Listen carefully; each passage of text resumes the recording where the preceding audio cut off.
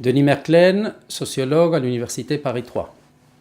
Nous avons beaucoup discuté et avec beaucoup d'énergie et avec beaucoup de raison pour signaler les caractères complètement inégalitaires et toutes les formes de discrimination que ce projet consistant à faire payer pour accéder à l'université les étudiants étrangers non européens.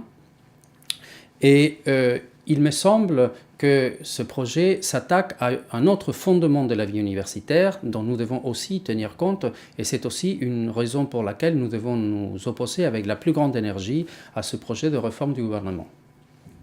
La question qui est en jeu, c'est la gratuité de l'accès à l'université et la gratuité de l'université elle-même. Et cette gratuité a une immense valeur politique dont il convient de réfléchir un instant. Le gouvernement veut sortir l'université de l'espace de la gratuité pour le faire rentrer dans l'espace de ce qui a un coût, de ce qui est payant et de ce qui a un prix. Et ce glissement que le gouvernement cherche à produire, qu'on paye pour accéder à un service, c'est une révolution culturelle majeure qui a été contrée au moment où on a décidé de rendre l'université gratuite et sur laquelle ce gouvernement veut faire marche arrière. L'idée du gouvernement, la révolution culturelle, consiste à faire attacher, à associer la qualité de l'éducation et de la recherche au prix qu'on paye pour y accéder. Plus on paye, mieux c'est. Comme pour tous les biens marchands, et c'est associé l'idée que la valeur des choses, la valeur des gens, la valeur des services, dépend du prix qu'on paye pour elle. L'université gratuite vit dans la conviction contraire, dans la conviction que la qualité de l'enseignement, que la décision sur les objets de recherche, sur les centres d'intérêt, sur les enseignants, ne dépend absolument pas du prix, de l'argent que ces décisions, que ces investissements coûtent.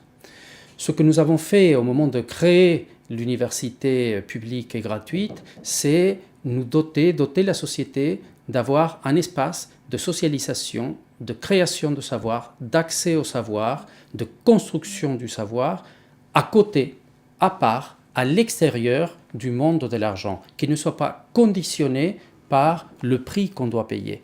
Et cet espace de gratuité, la valeur que la gratuité permet de faire émerger, c'est une valeur sociale, c'est une valeur politique, et c'est la possibilité même d'avoir un espace de construction de l'enseignement, de la recherche, du savoir, de la socialisation des jeunes dans la vie sociale, justement, qui échappe à la vie marchande. Non pas parce qu'on porte une critique sur le marché nécessairement, mais parce qu'on veut que cet espace de construction du savoir, de production de la connaissance, de la culture, habite dans un autre monde, dans un monde qui est ouvert dans la société, justement parce qu'on ne paye pas pour y accéder. La question qui est ici en jeu, ce n'est pas de rendre gratuit pour que les pauvres puissent accéder, ça c'est une raison fondamentale et très importante, mais il y en a une autre.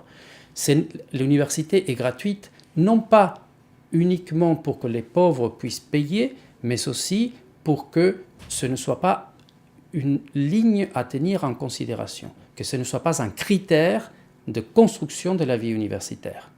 C'est effectivement ça que nous devons défendre. Nous devons défendre la gratuité de l'université pour pouvoir continuer à bénéficier d'un espace de vie collective au sein de la société où justement se trouve en jeu l'un des éléments fondamentaux des sociétés contemporaines, qui est la construction du savoir, la production de la recherche, de la connaissance, de la vérité dans une certaine manière, pouvoir débattre de ce qui est vrai et de ce qui ne l'est pas, c'est au cœur de la science et de l'activité scientifique.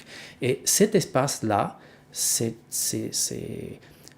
condition de la vie sociale et politique d'une démocratie et d'une république ne peut pas être soumise aux considérations de l'argent. C'est la raison pour laquelle c'est la responsabilité de l'État de maintenir l'université à l'extérieur de l'espace de l'argent. Ça ne veut pas dire que l'université ne coûte pas de l'argent à la société. L'université coûte, et elle coûte beaucoup.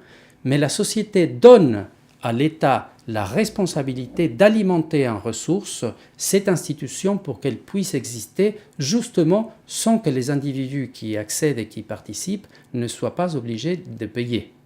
Et c'est cette gratuité, cette fondamentale gratuité que nous sommes amenés à défendre à l'université comme dans tous les autres espaces que nous avons construits à l'extérieur de l'argent et donc dans l'espace de la gratuité.